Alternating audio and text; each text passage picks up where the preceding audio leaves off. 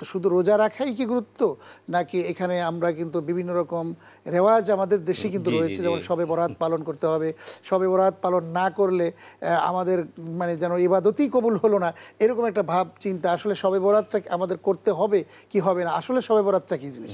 গুরুত্বপূর্ণ একটি বিষয়ে আপনি দৃষ্টি আকর্ষণ করেছেন যে আমরা অনেকেই মনে করি যে লাইলাতুন নিসফি মিনান শাবান, শাবানের মধ্য রজনীকে অনেকে ভাগ্য রজনীও বলে থাকে।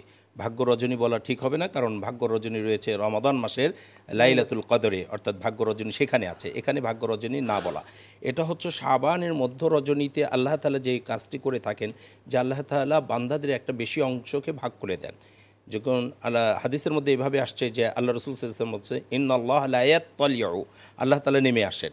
আল্লাহ তাআলা অন্য দিনেও প্রত্যেক রাতেই প্রথম আসমানে নেমে আসেন, কিন্তু লাইলাতুন নিসফি মিন শাবানে নেমে আসার আরেকটি গুরুত্বপূর্ণ বিষয় বলছে যে লা ইয়াত্তালিউ, তিনি নেমে আসেন ওয়াগফিরুলি জামিআল মুসলিমিন, সমস্ত মুসলমানকে মাফ করে দেন, ইল্লা লি মুশরিকিন আও মুশাহিনিন, যে মুশরিক আল্লাহর সাথে শিরক করে এবং যে হিংসা করে তাকে আল্লাহ তাআলা মাফ করেন না। এই হাদিসে দুইটি, আরেকটি হাদিসে তিনটি বলেছে, অর্থাৎ কাতিউ রেহমিন, রেহেমের সাথে সম্পর্ক, মা বাবার রক্তের সম্পর্ক যারা ছিন্ন করে তাদেরকে মাফ করেন না। এই তিন প্রকারের লোককে আল্লাহ তাআলা মাফ করেন না।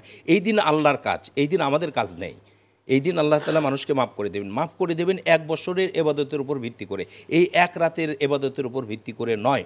আল্লাহ রসুল সাল্লাল্লাহু আলাইহি সাল্লামও এই রাতে বিশেষ কোনো এবাদত করেননি এবং সাহাবীদেরকেও করতে বলেননি। এটা অনেক পরে রসম রেওয়াজ আকারে চালু হয়ে গেছে যে আল্লাহ এই রাতে মাফ করে দেয়, সারা বছর কিছু করতে পারিনি, কমপক্ষে এই মাসে আজকের রাতে কিছু করে মাফ চেয়ে নেই।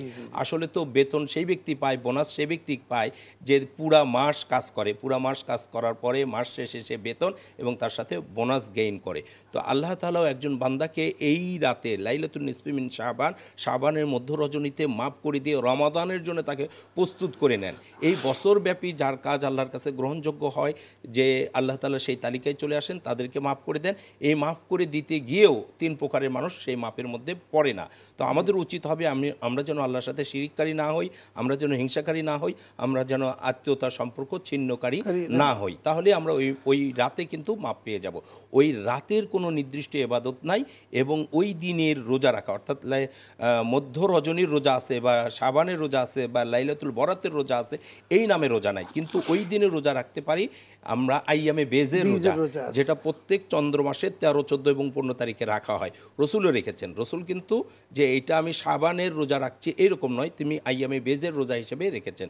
তো আমরা যারা রোজা রাখতে চাই এই মাসের বেশি রোজার সাথে সম্পৃক্ত করে রাখবো, আইয়ামে বেজের রোজার সাথে সম্পৃক্ত করে রাখবো। এইটা আমি শাবানের রোজা রাখলাম বা বরাতের রোজা রাখলাম এইটা মনে করে রাখবো না।